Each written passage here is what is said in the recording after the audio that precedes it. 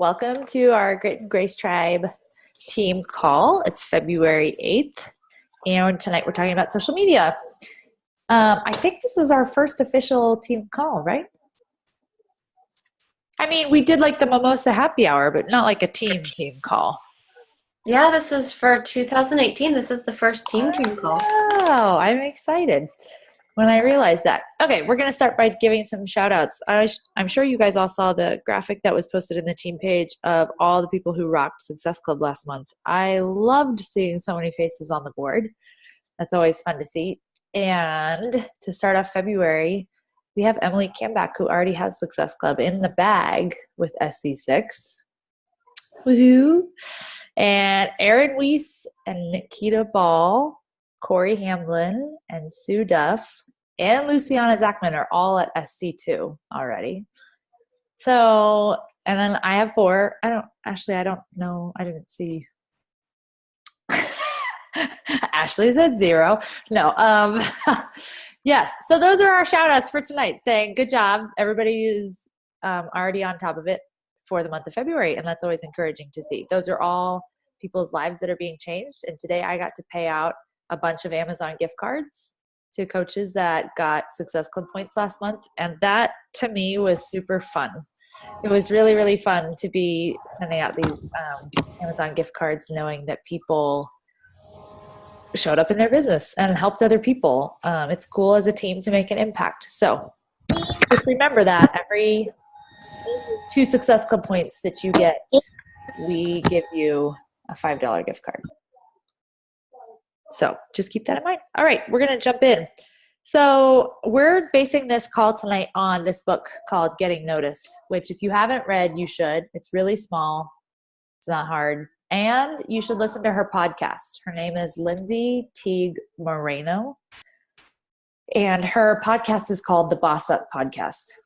And I really like her because she does doTERRA, I believe. She does oils, and so she's in the MLM field, and she's extremely successful. But her podcast is just to women entrepreneurs, specifically to mom entrepreneurs. And so she shares a lot of insightful tips. She's very relatable. She's always talking about what wine she's drinking. And it's just cool because everything that she's talking about you can relate to, but she's obviously farther ahead. So it's really cool to learn from her. So I highly recommend her podcast. So she starts the book off just talking about being honest with the work that this business takes. If you're wanting it to be a business, it's going to require the input of a business. And so her whole point in the beginning of it is just be honest with yourself. Yeah. Are you reading the description? Her whole point is that, like, don't expect to get 100% if you're only willing to give 30%.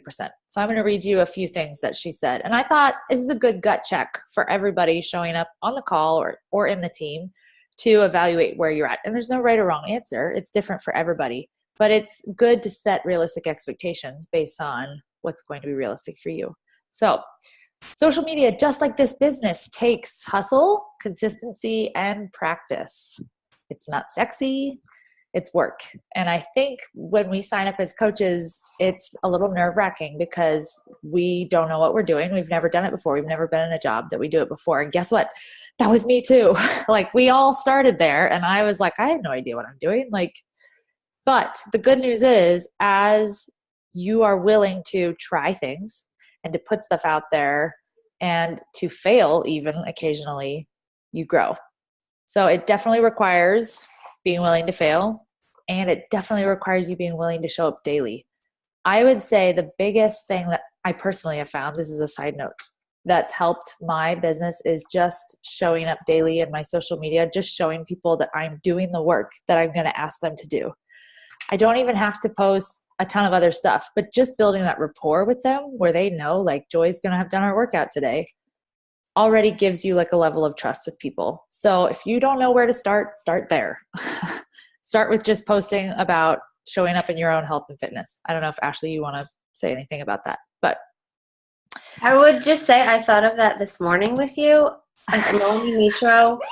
No, I'm serious though. Melanie Mitro is top coach, and some coaches get so sidetracked thinking that sharing your workout is redundant or people get sick of it. Like, I don't think Melanie misses a day.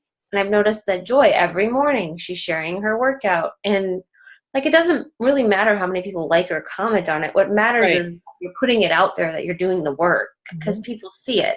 I know a lot of things that resonate with me on social media, I don't necessarily interact with in the form of a like or comment, but I do pause and it sits with me. So I guess that's, yeah, definitely be consistent with putting that out there daily. I've noticed that with you, Joy. It's great. I have from day one, because it was easy for me to show that. And I did feel like if I was going to ask people to do something, they need to know that I'm doing it too. But you need to be real and vulnerable and transparent so people can relate to you and then trust you, because that's how also trust is built. They don't want to see someone perfect out there. They don't want to feel like you're pretending to have some awesome life. So you need to share the whole journey, the ups and the downs and the in-between. And I'm really trying to grow in that, because I think sometimes we don't even think about sharing certain things. And so just being more conscious and aware of teachable moments, things that we're learning, areas we failed in that we can share. I don't think I share that enough, and I need to, especially when it comes to the business. Like, even sharing failures in the business would be really good. So that's something I'm going to work on, but I'm just going through like a list. Treat it like it's your business, and things will become a lot more clear. From the get-go, when I signed up for this and I decided to put that out there publicly with social media, I was like, okay, this is now my business page. It's not, it's my personal page, but I thought of it as a business, and that made it really clear for me of like, what am I representing to people that I'm going to ask them to join me? What kind of a comment am I going to make? What kind of a thing am I going to put out there that I would want to be associated with me and my brand? So just, if you think of it from a business perspective, it should help make things more clear for you. If you're calling this your business, but you're not willing to sacrifice something, then you're fooling yourself, is a direct quote that she says. Basically, don't call yourself an entrepreneur. Don't call yourself a business person if you don't have something in your life you're willing to sacrifice to grow this business. And that's not an indictment. That's not saying that you're a horrible person or anything. It's just saying be honest with where you're at. Be honest with the hours you're willing to put in and the quality that you're putting in. There are a lot of coaches, and I've been guilty of this too, who want to mess around on the internet and call it work. And that's fooling yourself. Again, messing around on the internet doesn't mean you're working. So be honest about that with yourself. If you're doing it right, you'll love the grind, she said. She talks about how it's not sexy, but you'll love it. And it'll be hard, but you'll have these good moments where you see somebody's life change, and it's kind of like the sun breaking through the clouds, and you'll have like a perma smile, she says. And so she says, if you're doing it right, you'll love the grind. And I thought that might even be a good gut check for us to ask ourselves. Do you love it? Do you love this business? Because if you don't, it might be a sign you're doing it wrong. It might not be a sign it's not the best fit. It could still be a good fit. It just might mean you're not doing it right.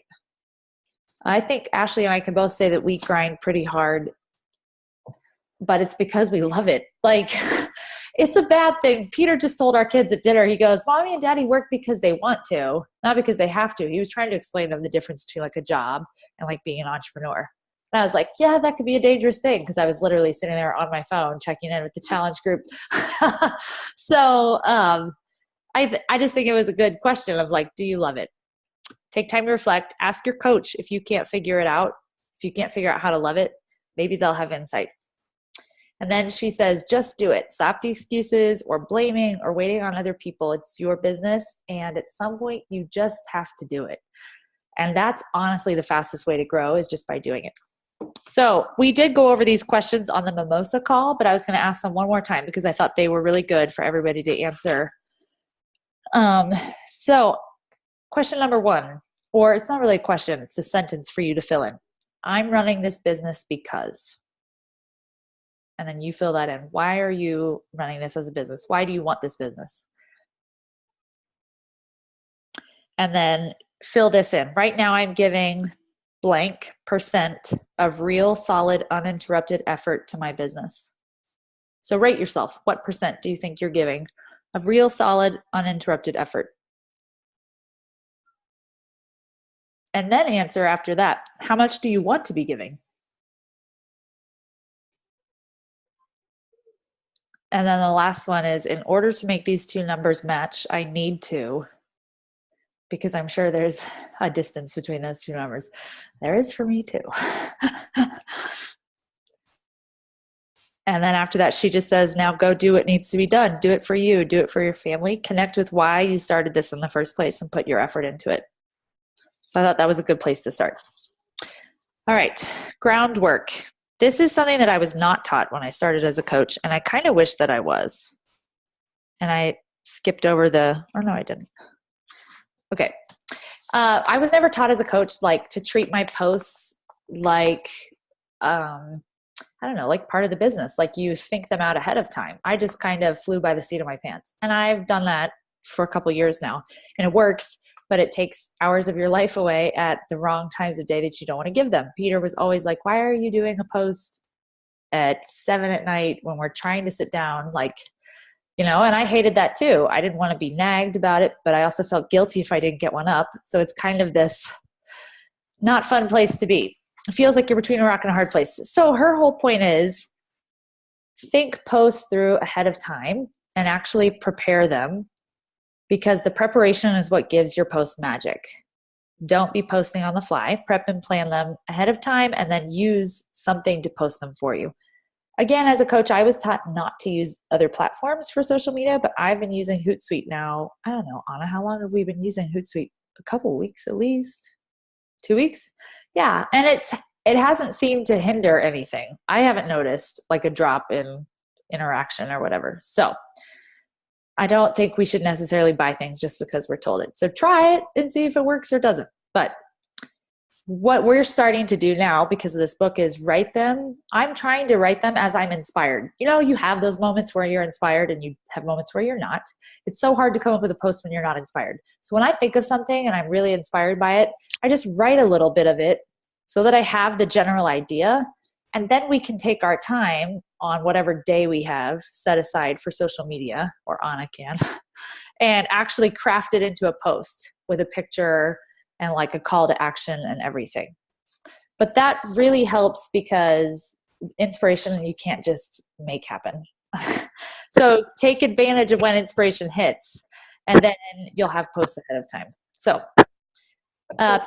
what else I'm doing is I'm picking themes for days, because it can be really hard to think like, oh, come up with content ahead of time. Well, if like Monday is going to be a shout out to a challenger, Tuesday is going to be an invite to a challenge group, a transformation story, Wednesday is going to be like a business invite. If you know what they're going to be ahead of time, it's a little bit easier to come up with things. So picking themes will help give you an idea ahead of time. And then she talks about creating a Pinterest board and a separate like file in your phone for when you take screenshots of things. Because I do this all the time, where I take screenshots of quotes or blog posts or things that motivate me that I would love to somehow incorporate into a post. But I didn't think of doing a Pinterest board. So she actually talks in the book about taking a time on a certain day of the week where she'll literally sit down and actually scroll Pinterest or scroll some blogs to get ideas, and she collects them onto a Pinterest board, because let's face it, not all of our ideas are just like ours coming up with all the time. I get inspired by other people's stuff all the time. I steal quotes from the books that I'm reading. And it's funny because people don't think that that's what you're doing. So I've gotten some funny comments when people realize like, wait, that's not always your original thought. And I'm like, no, that's why there's quotes around it. I was going to say, if you're not doing personal development, you're missing something to share every single day. Because every morning this week, my share has been something from personal development. And even this book that Joy's sharing on, when I read it, there's a lot that I recognize in what Lindsey Teague wrote that I've read in other books. Like, she borrowed them from totally. So, totally. Like, you're not being a fraud. You are just sharing information, which is what history is about. Like, but from your perspective, and that's what makes it original. Right. But that's how human history was founded. Oral tradition, yes. Eating what you learned. Like, that's all you're doing as a coach. Yes. So save those so that you have stuff for inspiration. Sorry, my daughter is like screaming in the background. I'm trying not to get distracted.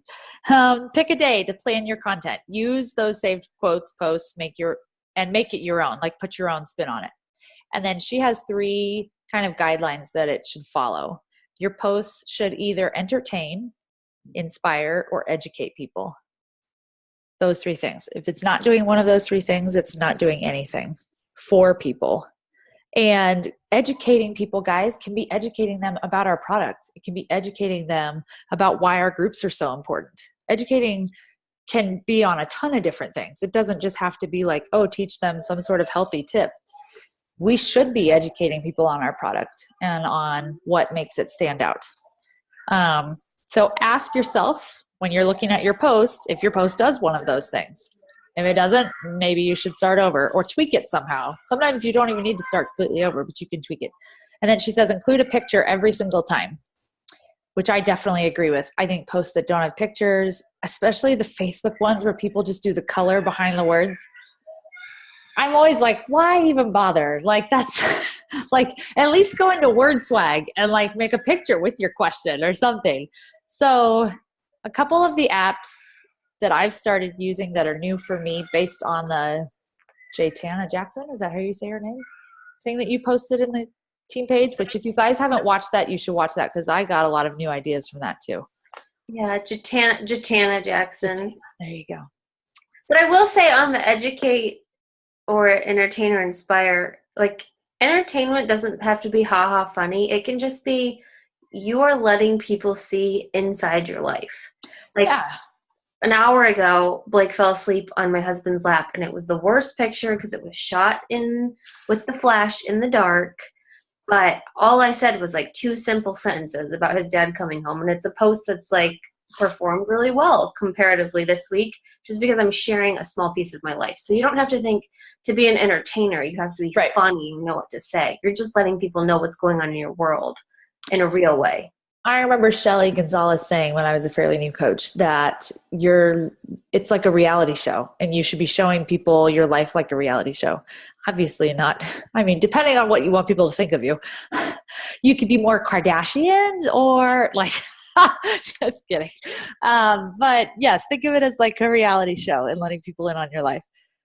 Obviously, so I was going to say some specific, before I jump into this, some specific apps that I'm liking that are new. And Snapseed is one that I really like because today I was able to blur out part of my picture and not blur my face, which is really cool when you have stuff in your background that you don't want. So that's really nice. Hype Type is really fun for Insta stories. If you're doing little videos, you can add music, you can add words to it. So that's fun. And she talked about that in the training. So watch that if you haven't. Pick, Tap, Go. I love their filters, so I use that one a lot. Choose your platform by narrowing down where your audience is. Do you know where your audience is? Do you know the issues they're having in their life? She basically gives you some questions to ask. So let me skip to that.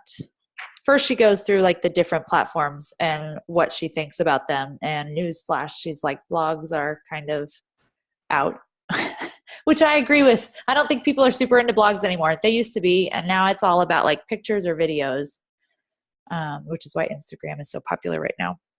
But here's, what did she say with the questions? I'm trying to find them.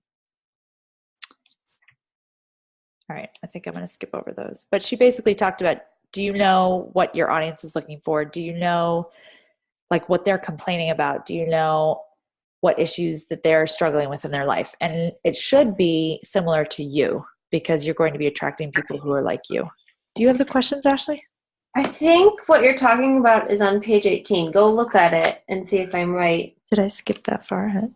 I will just say, like, in terms of your social media, guys, this really stuck with me because I tend to wonder if, I don't know why I care. I don't care about what people think, but sometimes I wonder if, like, what I'm sharing is relevant to my audience, and especially people that I've had in my life for a really long time. Like, I don't want to alienate them because they know me really well personally, and so I want to make sure that I'm communicating with myself as an individual and my family and my life, but also representing my brand as a business well. And sometimes that balance can feel tricky. So this quote that came from the same book resonated with me because she wrote, the people that are following you are doing so for a reason. Either they know you from the past or they chose to know you now. Either way, you have something they were attracted to. You are the common denominator. So like, don't second guess yourself in sharing your life, because if someone's following you or friends with you on social media, like they're doing it for a reason. Like they either chose to want to get to know you or they already know you and they haven't gotten sick of you. So don't hold yourself back. Yes. Is that what you were looking for on page 18? No, No, okay, sorry. But that's fine. I'm just going to jump ahead. Okay, So she goes through some quick lessons on what your posts should be. She calls them, I don't remember what she calls them, but it's building your skill, because it's a skill just like anything else, and it takes time to develop, and that's fine. So relatability. Okay, lesson number 1, your posts need to be relatable to your audience. They need to be able to see themselves in your post. And she talks about comedians. She goes, some of the funniest things that we think they say are funny because they're true, or they're partly true. We see our actions and ourselves in the joke.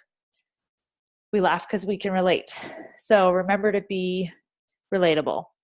What's the story? Tell a story. She said, we're all wired for story, which is true. Brene Brown says the same thing. And how we all want to be entertained with a story. So that's why we go to movies, we read books, things like that. So she said, not only tell your story, because sometimes you can tell your story too much where it talks about you too much, but she said, make the audience the hero in the story. Let them be able to see themselves in your story. She referenced Donald Miller. Have you read Donald Miller or heard of him at all? Neither have I. So I'm going to be looking him up too. But basically, you shouldn't be the lead character in your story. And then inspire your followers. Inspire people. People want to be inspired into saying yes to something. They want to see how it's changing your life, how it's changing other people's lives for them to want that. What is it that inspired you to create your business? What is it going to do in your life? What do you know it can do for others? What have you learned that you can use to inspire others in their lives? Because she says life is really, really hard sometimes. And so use that to inspire other people. She says sell the right thing. And what she means by that is sell the hole, not the drill. And we've heard people say that before in the personal development world. But she says, when you buy a drill, you're buying a piece of hardware. She goes, are you really buying a piece of hardware made of plastic and steel that plugs into your wall? No, you're buying a hole. Just a hole. People don't buy drills, they buy holes. All that money for a hole. When you look at commercials for power tools, what do they show you? The sleek design of that power tool? Maybe a little, but more often it's a completed home project. So we need to be painting the picture instead of selling the product. What will the product do for them? How will it affect their lives? Why do they need this now? How might their needs change once they have the product? What's their emotional connection to the product or service? It doesn't matter how surface level you think the product is, there's an emotional connection to it. They need to have an emotional connection to it for them to sign up. Understand your customers' pain points, which is from the other book that we read by the other MLM lady, right, Ashley? The Get Over Your Damn Self book. Yeah. She talk about that. So she's saying, she's talking about how selling is a skill, but a big part of the skill is being able to identify the customer's pain point. She's knowing what causes our... Like scientifically, every purchasing decision is made in your limbic brain where all of your feelings are stored. Yeah, totally. And you guys can think about this in the terms of just the national wake-up call as a coach. What you're hearing every Monday morning is another coach's story, and that story inspires you to take action. So if you're sharing the product without the story, you are not inspiring anybody to do anything. You have to attach yourself to it. Well, because you're not attaching their pain or their emotions to it. Right. And she said pain is a reminder that unless your prospect has a need to solve a problem, they're not going to buy a product. Which comes back to what I was saying in the first place about, or not in the first place, but what I was first taught. Where's her blanket? What I was first taught was that, hey, you need to calm down. you need to know why these people need it. And so asking them questions about what's going on in their life and finding then the holes you can poke into it is what I was taught in the first place. Sorry, I'm a little distracted. Create action. Lesson number 6 is about creating action. So now you need to tell your customer what to do. So guys, call to action on every single post. I've realized lately, I've realized after watching some successful coaches and that training from the other day that I just need to offer a call to action way more often. Even on my morning workout post, you can throw in a simple call to action. Hey, do you have fun working out in your basement? No? Want to join me? Fill out the link in my bio. Like, it doesn't have to be some well thought out thing. It can just be a quick, hey, you know where to find me. Like, you can do this too. Just a reminder to people. I think we don't do call to actions enough. Smile, laugh, be real. Create FOMO. And definitely watch that tutorial if you haven't. So clean up your background, interesting backdrops. Think about things that you wouldn't think about, like us moms can ignore the noise level and do a video, but other people watching your video can't. So just being aware of those little things will really help. And then she talks about simplifying everything. Don't post about everything. Pick your 5 topics, declare them in your Instagram profile, and then stick to those. People don't want you posting about everything. They're not following you because you post about everything. And they won't like you if you're posting about certain things. So pick your 5 and stick to that. Make what we have to offer them easy for them, not only to understand, but to join you. Don't make it complicated for them to join you. That's why having that little simple click the link in my profile or email me, it's really easy for people to do that call to action. Simplicity is what sells. And she says in the book, which I thought was so interesting, give them just what they need to get started and then let them decide how much information they want, which I thought was so interesting because we can tend to overload people with information. And those initial canned responses we were using, I think, was an overload. So we can let them decide how much that they want. And I was going to look up a quote on page 73 or some things to ask. So as far as simplifying things go, she has some questions. Because simplicity is what makes customers sticky, meaning they're most likely to click the buy button and then not only repeat buy, but also recommend our product or service. So is there a way to streamline your email marketing, which a lot of us might not be email marketing. So we could even think of it as, social media marketing. What can you do to track your customers so you can send them more personalized content? Is there a follow-up email you can send to each customer to help simplify common questions? I was just reminded of this today when I had a client tell me my first Shakeology was terrible. How do you make it? And I thought, why do I not have this in like an email that goes out to people after they sign up? Hey, P.S. I do have the Shakeology Nurture System emails, and it does have like a, hey, here's some recipe ideas. But why do I not have an email going out that just says, hey, in case you have a bad first experience or whatever, like here's a waffle recipe or like, I don't know, throwing in more things like that. Because I do have people ask those questions. So I think it would make them feel taken care of to have that already in their inbox versus them having to message me. Is there a way you can take some of the mystery out of the product up front to help convince them the product is for them? Can you add something to the packaging to help clear confusion? That's not really for us because we don't have packaging. But you can throw in a thank you card. I don't know if you guys are sending thank you cards to your clients, but you should be, or at least a thank you email. Can you take out a bunch of words on your posts to consolidate information and make it easy for them? This one I need to work on. Is your sign up buy process overly complicated? This one was a little frustrating for me because I feel like Beachbody messes this one up sometimes. But I think getting the links to them, being really clear about it, obviously helps. Can you give people simpler information all the way through the process? Do whatever you have to make the process of trying, buying, rebuying, and sharing easier. Okay. That's enough for Simplicity Sells. So lastly, she talks about videos in the book and how people really love to get to know the real you. And that's their only chance, really, to get to know the real you, because anybody can craft a post to make them look a certain way.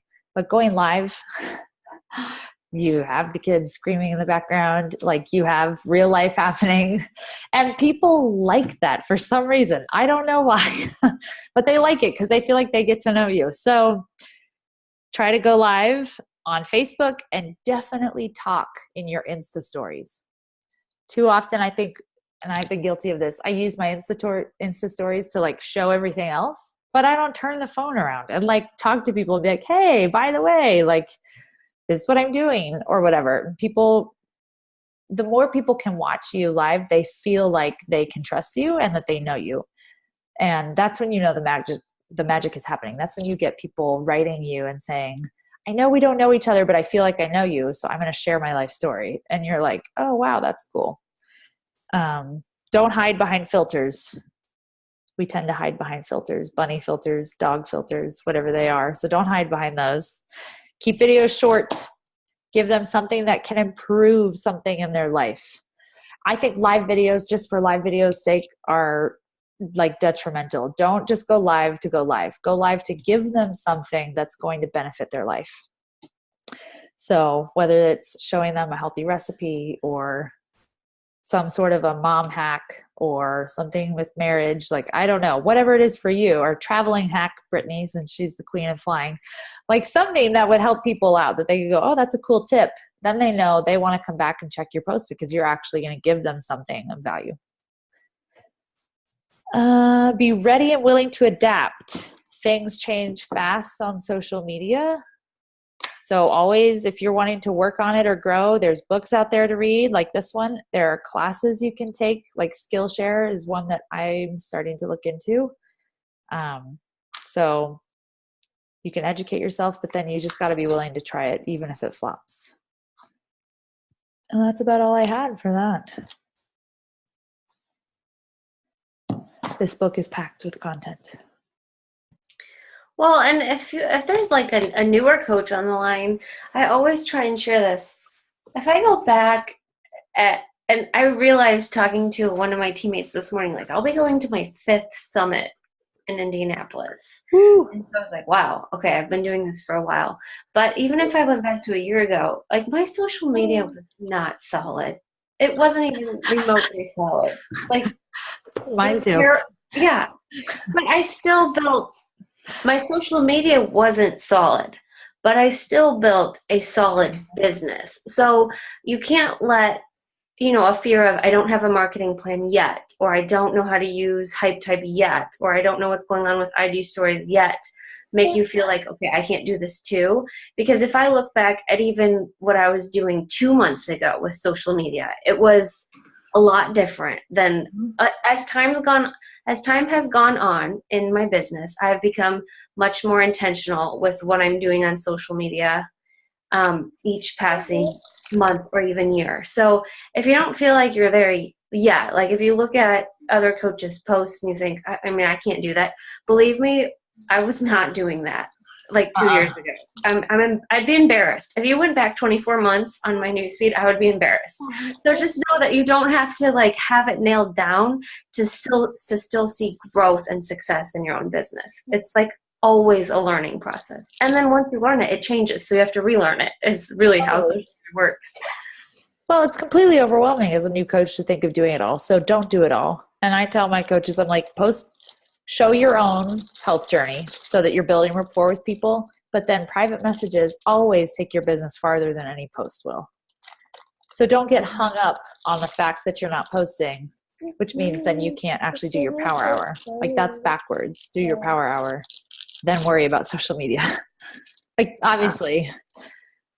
So. Well, and social media has changed a little bit with the exception of Instagram stories where you do want to be sharing. I mean, just Jatana Jackson says once an hour, which I don't do. I feel like that's excessive. I can get a lot of morning. That's excessive, yeah. Does anyone want to see like 12 different stories of my day? But no, with the exception of Instagram, on your own Facebook page and Instagram like feed, not the stories, if you just have one well-crafted, like solid picture of you, or, you know, a photo from your day with something meaningful as a text, we've gotten away from you have to post 2 to 4 times a day. Like, just come up with something once per day that will resonate with people, or make them laugh, or like give them a tidbit of advice. And that's really all you have to do. Yep. And that's why I started with just sharing my fitness, because I knew I would do my fitness every day. So I'm like, there you go. There's a post. I might not do anything else, but I got that done. Yeah. And it's always funny when you really start becoming consistent with sharing either your fitness or your story or your journey. Like, for you, it's your life, so it just feels sort of natural and maybe boring or unimportant. Like, I don't feel like my life is any different than anybody else's. So it's always surprising when people say, like, I look forward to reading your post every day. And I'm like, oh, why? But thank you. Like, and I'm sure, but Joy too, like, people following her workout posts, like, they get up and get out of bed some days because she's doing it first. And so it might not be for everyone, but it is for someone, and those people are your people. I've had people tell me that before. I look for your workout post every morning. I watch it. I'm like, what? I like watching it now too that you've added the music. I'm like, okay, I'm checking this out. I love Hype Tape. I am so enjoying it. I would like to see Joy dance this morning. If I didn't work out in such ratchet clothes with like my hair on top of my head, I might, like, you get cute before your workout. I need to start getting cute before my workout. I put my hair in a ponytail and I put on workout clothes. That's all I do. I know. I just the need lashes. They help. But yeah, that was good. Do you guys have any questions about social media, or like something that's you've noticed is working well for you currently that you can share, or something that you just want to know more about? Anything? No? And if you want to know about Hootsuite, you can ask Anna, because she's the Hootsuite pro on here. I guess one tip I will give, especially if you plan on using a social media scheduler like Hootsuite, which you can always pre-type anything in the notes of your phone and just copy paste at that time of day. But a way to really get noticed on social media, even if you're only posting once a day, is make sure that your interaction with other people, like your likes and comments on their stuff, outweighs everything that you personally do. Because when you comment or like on someone else's post, that automatically puts you into their newsfeed later on.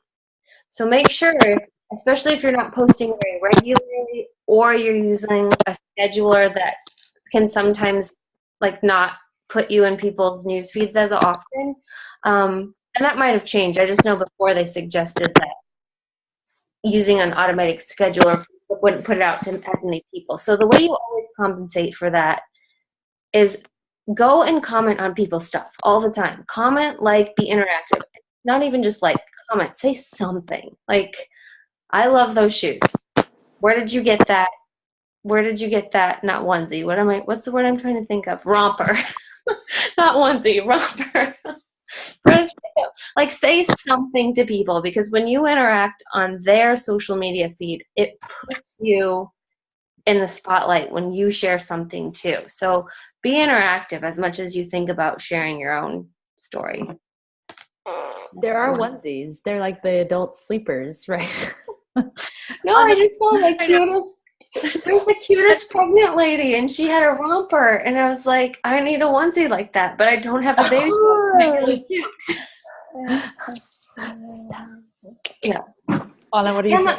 I know. And another thing that I like seen a couple coaches, or noticed a couple coaches saying that they do, is like on a certain day, take pictures of yourself in different outfits in different places and have those photos just like saved. Don't share them. Just keep a whole like couple, I don't know how many, dozen, just so that if you are having a day, like maybe you're having a horrible day and you're like, I didn't post anything today, but you can always say something inspirational, talk about your bad day, and then post that photo that you've already done where you planned how you're going to look. It's already, you're great or whatever. Just like, that's the eye catcher, like you can still talk about like, yeah, this wasn't the ideal day and be honest, but at least you have that saved in case like you just don't feel like taking a photo that day, but you know you want to do a post on social media. So I know a couple coaches do that. Like they'll just change their clothes, have a little photo shoot. Yeah. Yeah, and even if you don't do that, that's a great suggestion. I would do that. But even if you can't do that, I don't honestly remember what my best friend posted as her picture last week, let alone what some stranger did. So if you repurpose photos, and I do that all the time, like photos I really like, I'm like, people probably don't really remember this. I'm going to put a new quote on it. I'm going to put a new story behind it. I'm going to share the same photo again. Or they didn't see it. Chances are they didn't even see it. Yeah. Hi, Scarlett. So definitely like using a day you have more time to look cute and get photos in different places, but then also not being afraid to like repurpose something. If you had a great photo with your kids a year ago, 3 months ago, 3 days ago, I mean, there's nothing wrong with sharing it again. Yep, I agree. Although it helps me to know what the post is ahead of time to take the picture.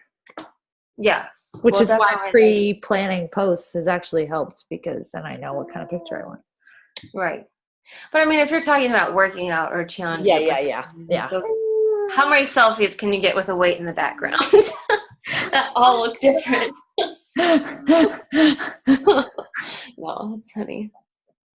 All right, you guys have any other something to add? Scarlett, you are so cute. She's saying hi to you. She's saying hi. Can you say hi? Oh, you can't hear me. No, she can't. Hi, Scarlett. Can you wave? No. She's like, Mom.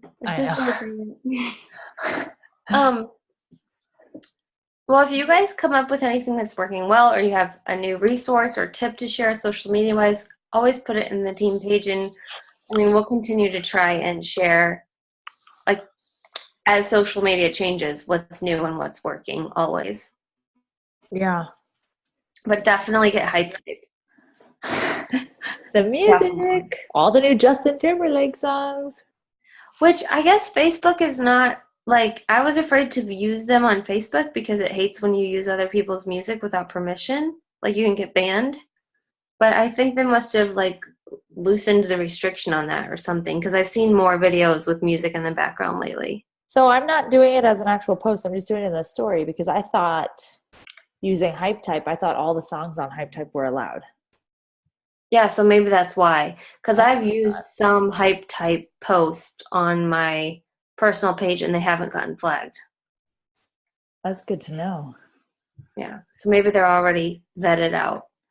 But, okay, I'm going to jump off because my husband just got home after a month, so I'm going to jet. But thank you guys for getting on. Yes, thank you. You're logged in as me, so you can end this whenever you want. All right. Have a good night, guys.